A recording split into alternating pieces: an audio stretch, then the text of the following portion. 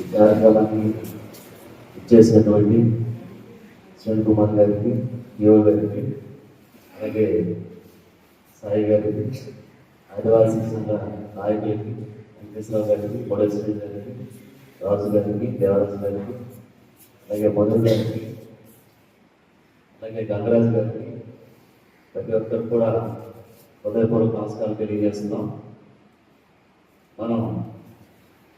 నాకు గత 5 సంవత్సరాల బట్టి కూడా నేను ఎంతో బాధపడుతున్నాను. ఎందుకంటే కనీసం గిరిజనులు ఉన్నటువంటి ముఖ్య నాయకులతో కూడా ఈ కార్యక్రమం చేసుకోకపోతే అసలు మనకి ఎందుకనేటువంటి ఒక ఆలోచన నాకు కలిగింది. కనీసం ఈ 5 సంవత్సరాలు నేను ప్రతిపక్షంలో ఉంటే గత ప్రభుత్వంలో ఉన్నటువంటి ఎమ్మెల్యే ఒక్కసారి కూడా నన్ను గుర్తించుంటారు.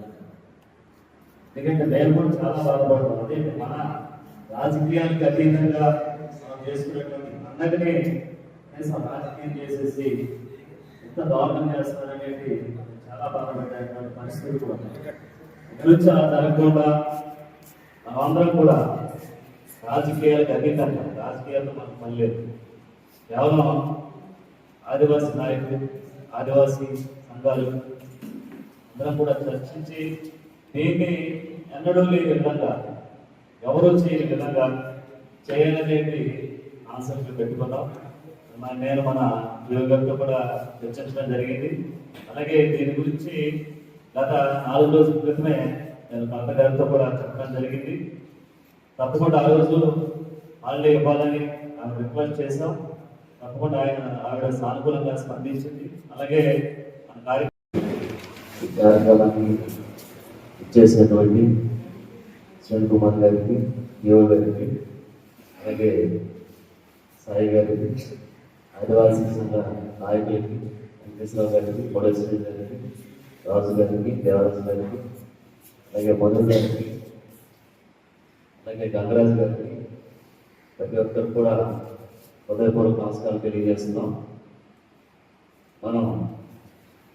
నాకు గత 5 సంవత్సరాల బట్టి కూడా నేను ఎంతో బాధపడుతున్నాను. ఎందుకంటే కనీసం గిరిజనులు ఉన్నటువంటి ముఖ్య నాయకులతో కూడా ఈ కార్యక్రమం చేసుకోకపోతే అసలు మనకి ఎందుకనేటువంటి ఒక ఆలోచన నాకు కలిగింది. కనీసం ఈ 5 సంవత్సరాలు నేను ప్రతిపక్షంలో ఉంటే గత ప్రభుత్వంలో ఉన్నటువంటి ఎమ్మెల్యే ఒక్కసారి కూడా నన్ను గుర్తించుంటారు.